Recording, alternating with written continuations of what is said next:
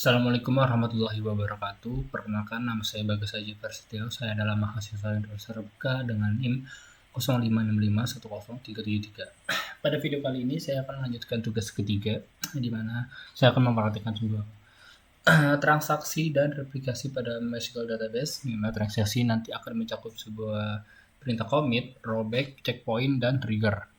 Kemudian saya akan melakukan replikasi atau menghubungkan sebuah komputer satu dengan komputer 2. Pada komputer satu saya menggunakan Windows sebagai sistem sebagai OS utama saya, dan kedua saya menggunakan Ubuntu pada virtual machine.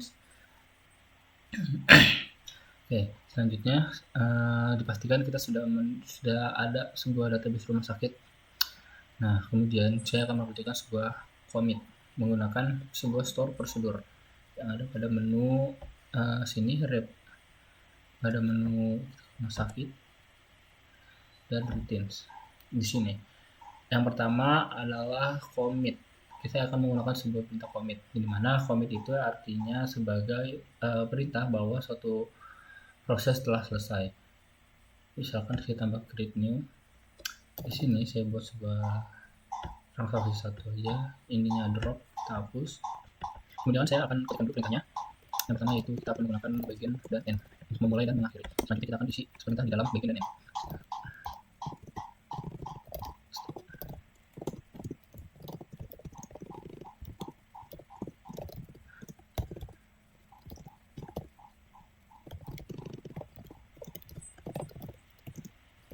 Terima kasih.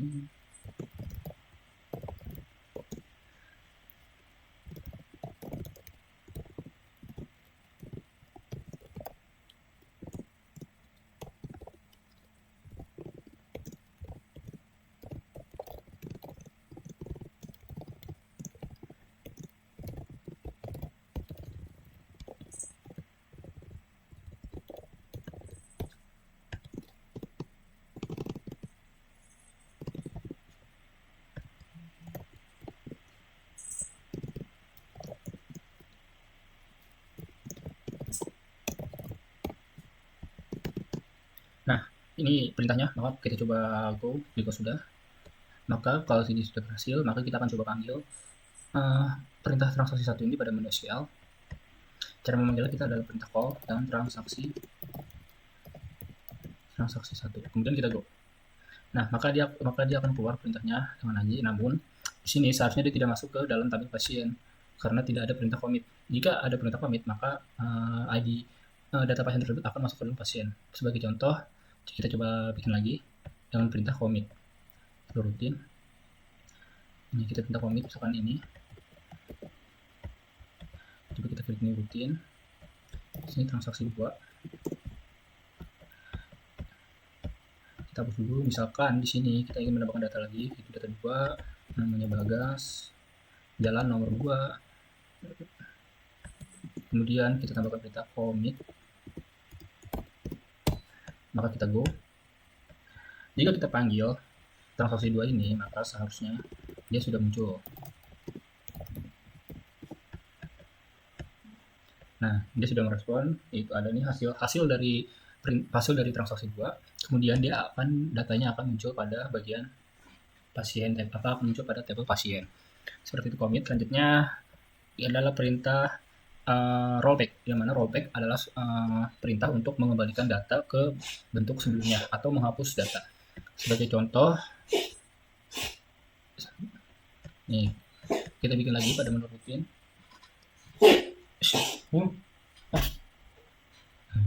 Kemudian kita create new routine. Misalkan di sini saya ingin menambahkan sebuah data baru, namun saya ingin menghapusnya atau tidak jadi menggunakannya, maka kita membutuhkan perintah rollback yang artinya mengembalikan perintah seperti semula. Misalkan di sini saya menambahkan insert baru, ada data baru untuk pasien. Kemudian di sini saya tambahkan perintah rollback. Misalkan di sini saya ganti namanya ini 1. Nah, ini yang pertama tadi. Boleh rollback. Maka kalau kita go, missing value in the form. Oh ya, Oh, ini kita belum tahu namanya, misalkan transaksi 3. Nah, kita go. Nah, jika apabila kita panggil transaksi 3-nya, maka dia tidak akan ada apa-apa, tidak ada hasil. Kenapa? Karena kita tambahkan karena kita sudah ada perintah rollback, yaitu mengembalikan ke semula atau kembali ke konfigurasi awal, di mana perintah sebelum kita memerintahkan. Nah, terus gimana nih? Ada satu contoh lagi, misalkan kita ingin menambahkan misalkan saya ingin menambahkan satu data dan update data yang sudah ada. Misalkan saya ingin menambahkan data yang tadi seperti ini. Saya tambahkan perintah rollback. Kemudian di bawahnya saya ingin mengupdate data yang sudah ada. Misalkan update pasien, set nama pasien, misalkan menjadi Yanto. Where ID pasien berapa yang ingin kita ganti, itu ID pasien dengan ID 2. Kemudian kita commit. Start. Ini kita commit. Kita muncul. Maka jika perintah seperti ini, ketika kita menjalankan transaksi keempat ini, kita namakan dulu transaksi 4 dan ini kita drop. Maka di sini inputan data ini tidak akan keluar karena ini terjadi karena setelah perintah ini ada perintah rollback, yang dimana maka perintah sebelum rollback ini tidak akan keluar. Namun untuk perintah update pasien ini akan berubah karena kita menambahkan perintah ini setelah rollback.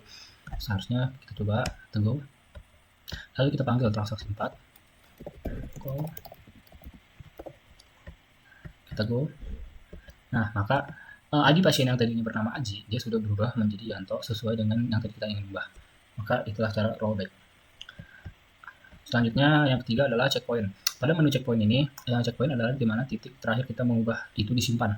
Lalu titik terakhir kita menyimpan sebuah data. Nah, jika tadi sebelumnya kita udah mempelajari tentang rollback, nah di sini kita bisa mengoptimasikan datanya, yaitu kita akan membuat sebuah checkpoint pertama, terus kita dapat rollback ke checkpoint pertama.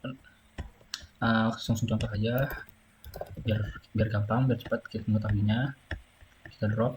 Misalkan di sini saya ingin membuat 3 data, menambahkan 3 data baru. Di sini misalkan 4, namanya Iwan, nomor 4 laki-laki. Nah, di sini kita akan menambahkan checkpoint, yaitu save point.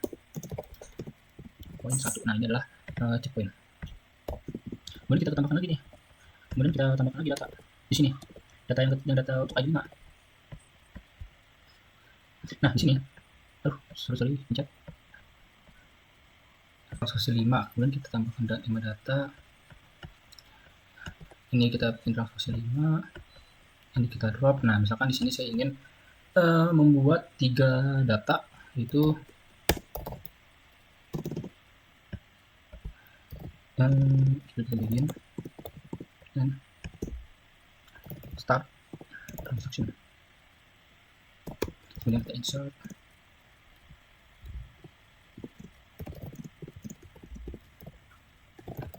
ID pasien, nama pasien.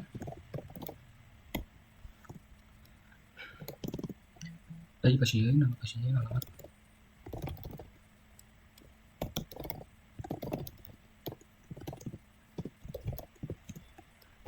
Misalkan ID-nya kita terima, namanya Dewi, rumahnya di Jalan Puri 3, Puri Nirwana, nomor 65,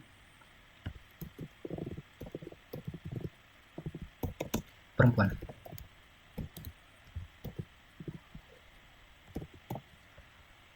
Nah, di sini sudah. Kemudian di sini saya akan membuat tambahkan checkpoint di sini, yaitu save point 1. Nah, kemudian saya akan membuat data yang kedua. Ini untuk data yang kedua. Misalkan sini kita ganti namanya.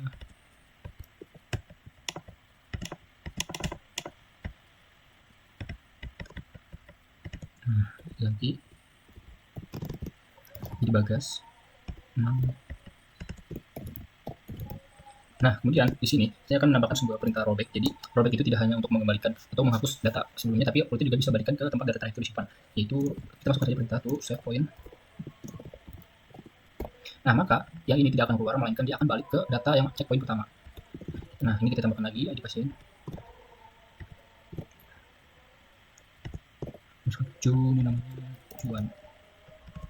Ini laki. Kemudian kita commit. Lalu select. Kita go. Kita lihat sini, the following create procedure of.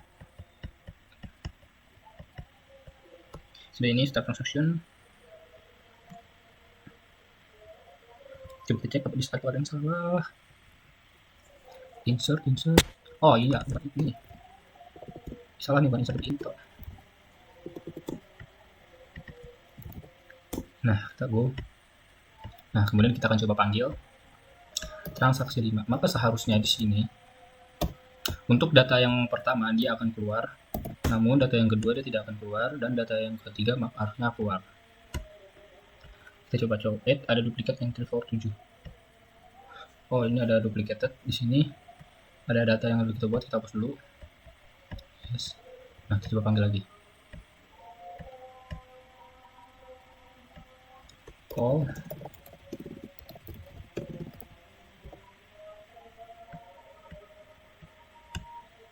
Nah, maka ini hasil outputnya sudah keluar, yaitu data dengan ID pasien 5 yang tadi kita buat dia muncul, namun yang ke-8 dia tidak muncul, yang ke-6 dia tidak muncul karena telah kita robek kepada checkpoint yang pertama. Oke, yang terakhir adalah perintah trigger, dimana trigger itu dia untuk memicu sebuah perubahan data yang telah kita import. Nah, sebelum masuk ke bagian trigger, lebih baiknya kita buat 2 table obat dan transaksi obat supaya nanti kita praktekkan untuk di trigger. Seperti di sini saya buat dulu sebuah table obat. Di sini ada ID obat yang saya akan buat di frame key-nya, kode obat dan nama obat. Kodenya 5 aja, nama obatnya 15. Voucher, kemudian harga dan stok. Harga obat dan stok. 10, stoknya 5. Kemudian kita save. Kita buat lagi table yang kedua, yaitu table untuk table relasinya. Itu transaksi obat. Klik. Namanya kita sini aja transaksi. Kita ganti jadi frame key. Saya ID obat. Kemudian ID pasien. Kemudian di sini ada jumlah obat. Ya, atau jumlah obat dan total harga.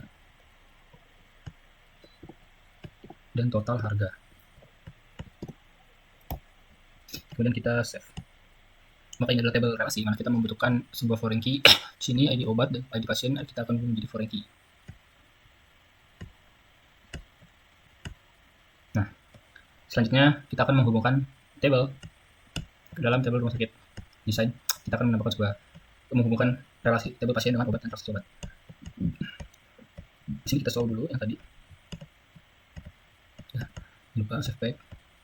Kemudian kita akan hubungkan ID pasien ke sini.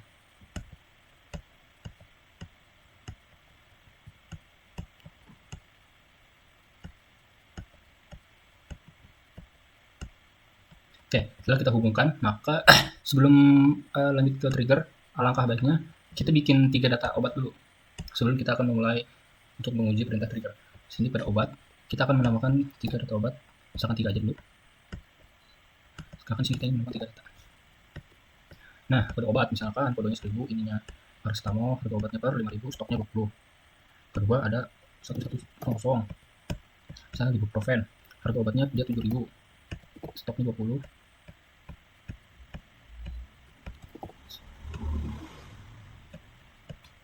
Nah, kita telah membuat sebuah data obat yang dimana sudah ada kode obat dan nama obat dengan harga obat dan stoknya masing-masing ada stok 20. Oke, kemudian kita akan mencoba perintah trigger rumah sakit, trigger. Sini kita klik new trigger. Nah, di sini kita tulis saja misalkan equal dengan table transaksi obat. Ini after insert. Nah, kemudian kita sini akan menambahkan sebuah perintah update obat set dimana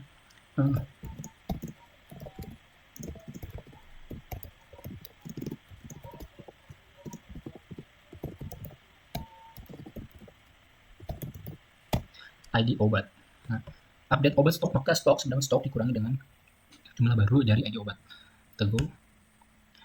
MySQL set the following query trigger. Transaksi obat for each row, update stok. Oh, nih, stok. New dot. Oh, new dot jumlah. Nah, maka kita di sini akan tes di sini. Nah, sekarang kita akan pengetesan. Pengetesan gimana? Misalkan di sini kita ingin coba mendapatkan sebuah transaksi baru pada transaksi obat. Di sini kita akan mendapatkan datanya. Misalkan ada si Dewi ingin membeli paracetamol.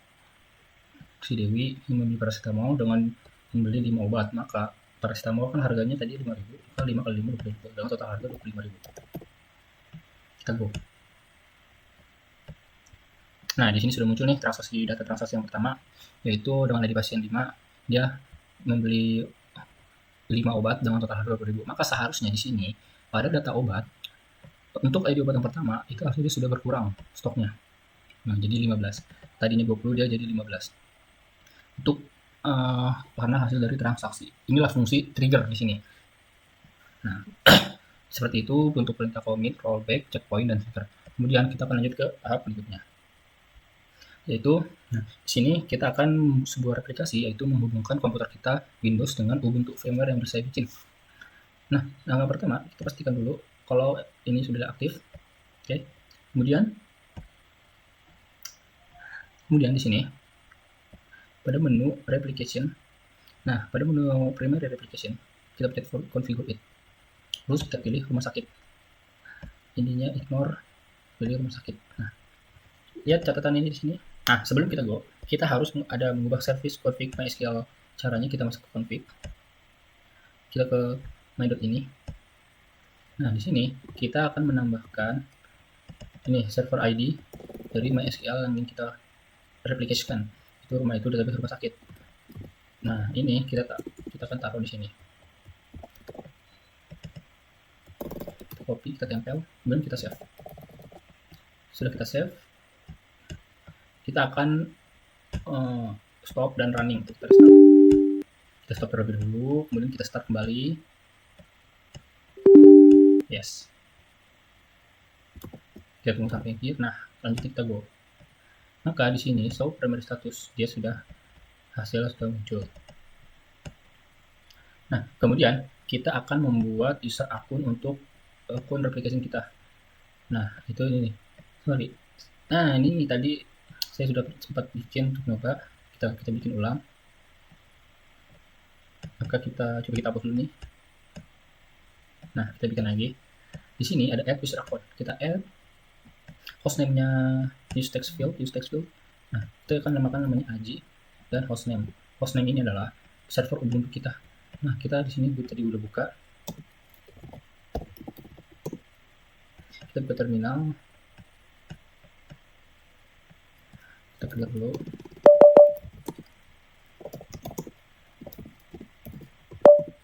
Nah, kita IPA.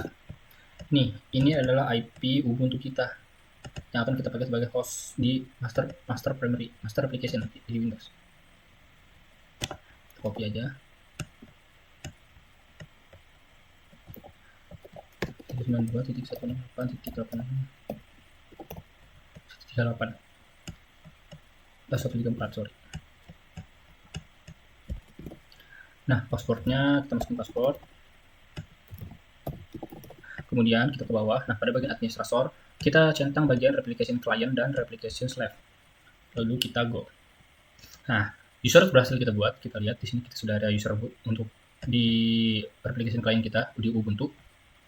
Maka selanjutnya kita akan ekspor database rumah sakit. Nah, database rumah sakit yang kita buat, kita akan ekspor. Caranya kita ekspor. Nah, di sini kita langsung aja ekspor.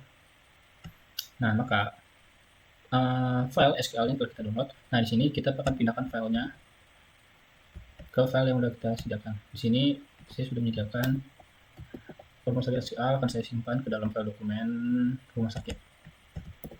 Kemudian enter. Nah, Nah, selanjutnya kita akan, ini adalah sudah selesai konfigurasi pada Windows, kemudian kita akan konfigurasinya pada Ubuntu. Nah, kita akan mengimpor, ini kita stop dulu nih pas saya tadi.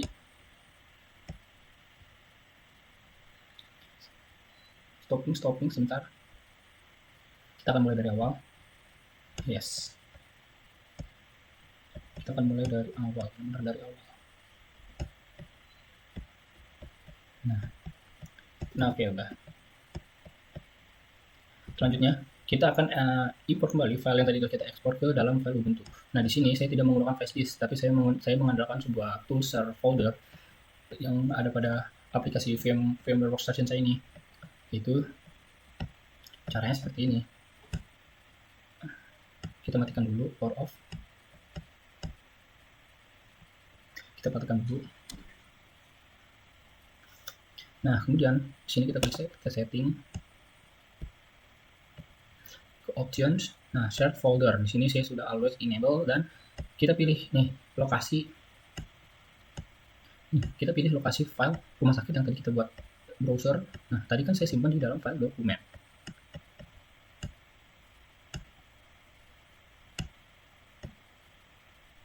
Dokumen rumah sakit, maka next. Ininya enable di serve finish. Oke, selesai. Nah, selanjutnya kita akan jalankan lagi.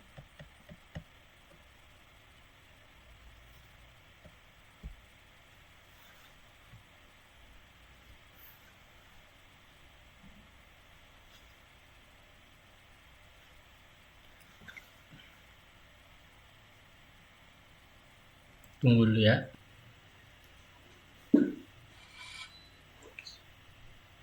Masuk.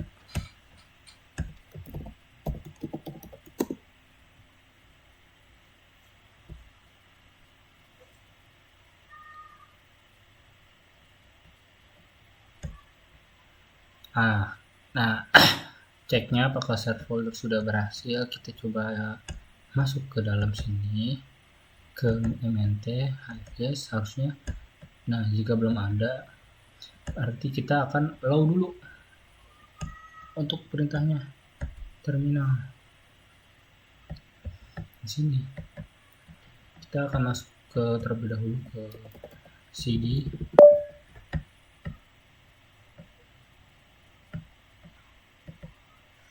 Nih ke mnt ini, kita open terminalnya di sini deh. Oke, kita coba, yaitu perintahnya sudo vm hsgf strip push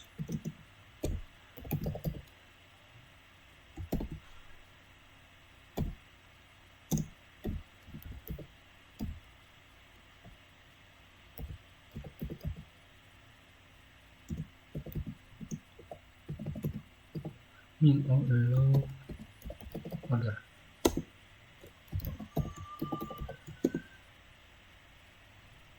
VM salah nih.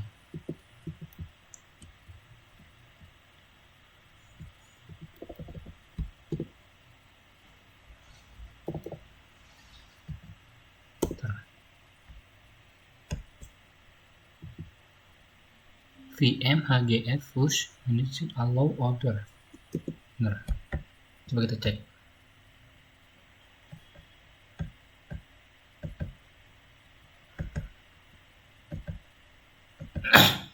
Nah, ini udah ada dalamnya nih. Kok dia masih beda ya?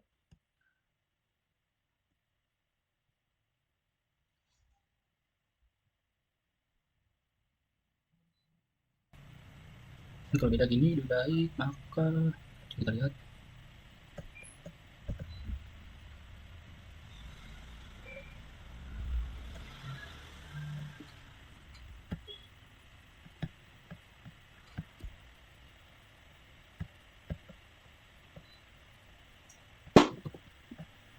Kita coba ekspor terlebih dahulu deh.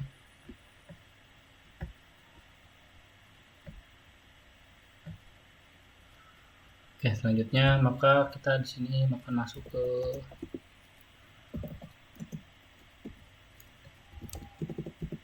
cd lamppp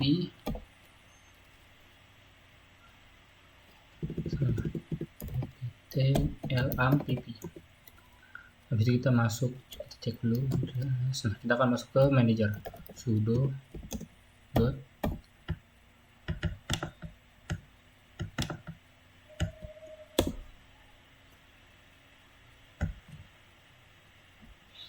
ini, kita start dulu dua-duanya.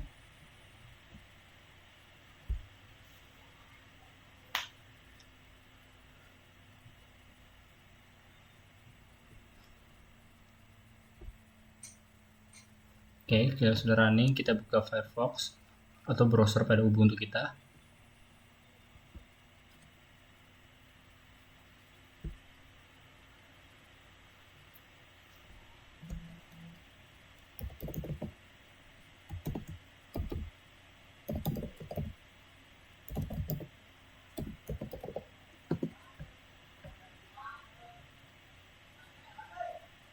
Ini ada bekas file rumah sakit nih, kita hapus dulu aja karena kita akan membuat baru.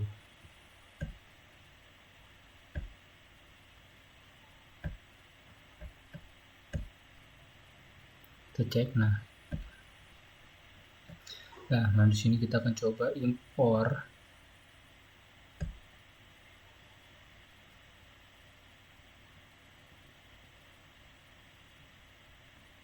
ini nih, kita select.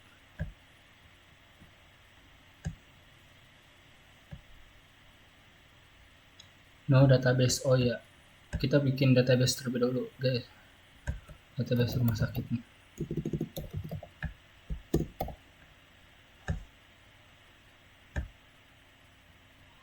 Nah, jika sudah, kita impor.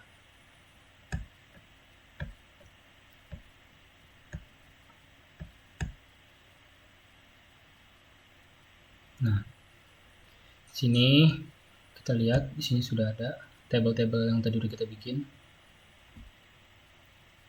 Maka selanjutnya kita ada konfigurasi pada untuk setting master slave-nya. Nih, kita masuk ke menu database, kita bagian ke replication. Nah, ini kita akan change reconfigure primary server. Nah, ini di sini ada server ID. Di sini kita akan sedikit mengkonfigurasi XAMPP yang ada pada Ubuntu kita. Itu kita akan masuk ke dalam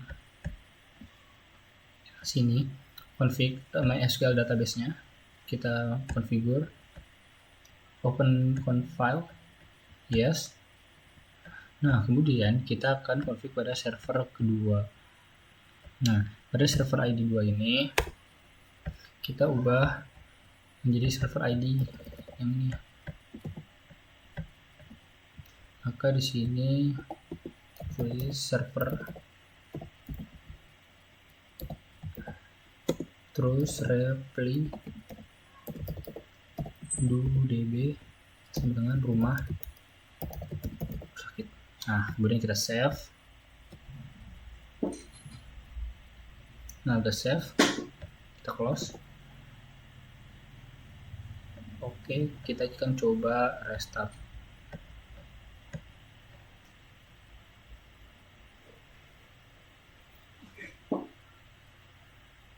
Kita tunggu sampai dia running.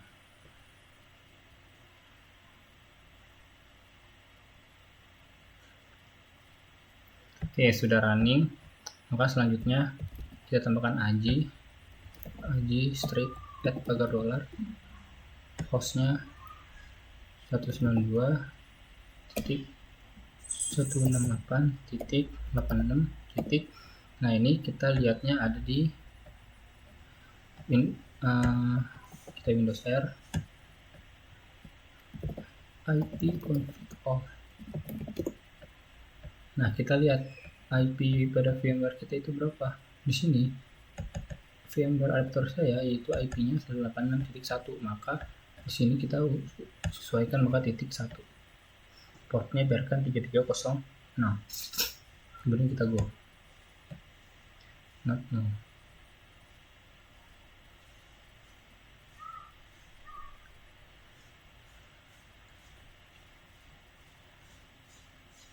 Nah, di sini kita coba cek apakah benar dia sudah disable atau enable.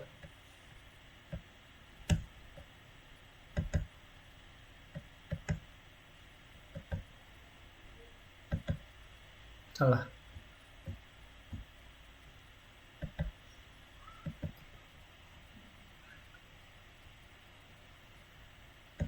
php admin libraries config default. Nah, ini dia sudah true nih, maka harusnya dia udah bukan, kalau masih disable harusnya false, kan ini udah true, maka ini kita biarkan saja. Save.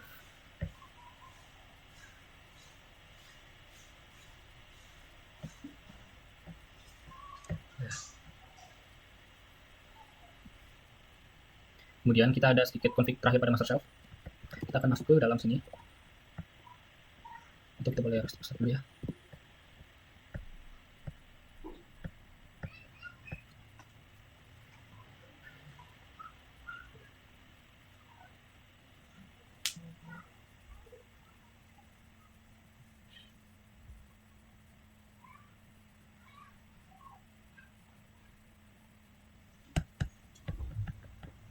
Sebentar.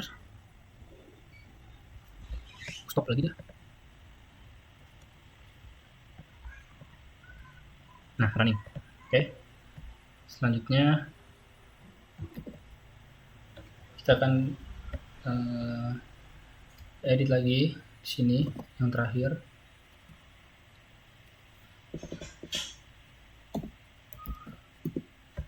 Nah, ini kita lihat pada menu bagian sini. Pada replikan primary master, di sini kan bandnya sudah berubah nih, ada port 1121. Ini akan kita config ke dalam Ubuntu, master/ubuntu. Kita akan masuk dulu MySQL.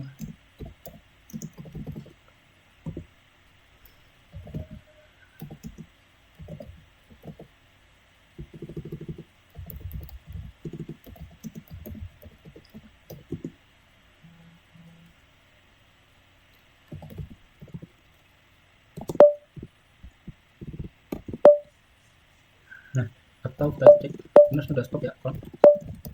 Untuk menunjukkan file kita harus pastikan kalau ini sudah stop slave. Nah, di sini kita akan config change master to sini master host sama dengan 192.168.8 koma pulang koma, harusnya nggak ngaruh ya, kita coba lagi aja.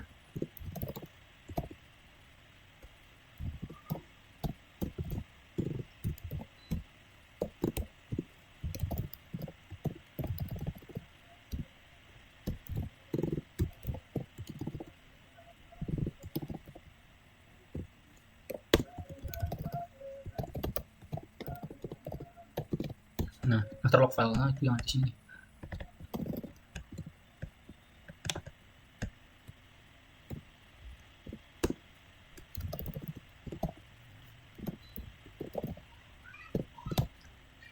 Master log posting itu 1121. Kita enter.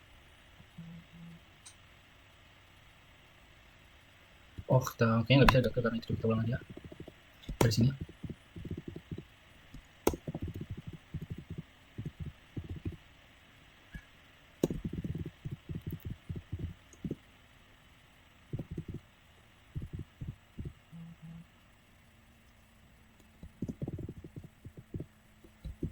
Nah, oke.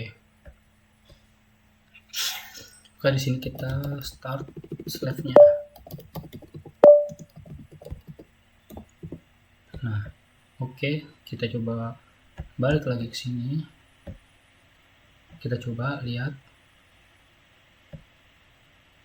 Nah, Slave IO running dan Slave SQL running sudah yes, maka ini tandanya komputer kita sudah terhubung antara sama Windows 1 dan Ubuntu. Bagaimana untuk pengujiannya? Pengujiannya di sini kita akan coba. Di sini kan kita sudah ada tabel obat dengan stok masing-masing 15, 20, 20. Nah, kita akan coba tambahkan data transaksi obat. Insert. Misalkan di sini ada Dewi membeli obat paracetamol 1, dia membeli 2, berarti total harganya 10.000. Go. Nah, kemudian seharusnya coba kita lihat dulu hasil transaksinya ada tidak, ada di sini dengan harga 10.000, maka seharusnya pada tabel obat dia sudah berkurang jadi 13 karena tadi sudah dibeli 2 oleh si Dewi. Nah, untuk penghubungnya pada MySQL pada database yang ada di Ubuntu seharusnya dia juga ikut berubah jika kalau memang benar dia sudah masing-masing terhubung. Nah, apakah pada menu obat di sini dia harusnya juga berubah 13 mengikuti data obat yang ada di Windows. Maka sampai tahap ini berarti kita sudah selesai menghubungkan Windows dengan Ubuntu yang kita punya. Ya, jadi tadi di awal saya sudah membuat sebuah commit, sebuah transaksi itu commit, database, commit, rollback, checkpoint, dan trigger. Kemudian saya juga sudah mendemonstrasikannya dan berhasil. Kemudian di sini juga saya sudah berhasil menghubungkan antara Windows dan Ubuntu aplikasi. Mungkin sekian dari saya. Wassalamualaikum warahmatullahi wabarakatuh.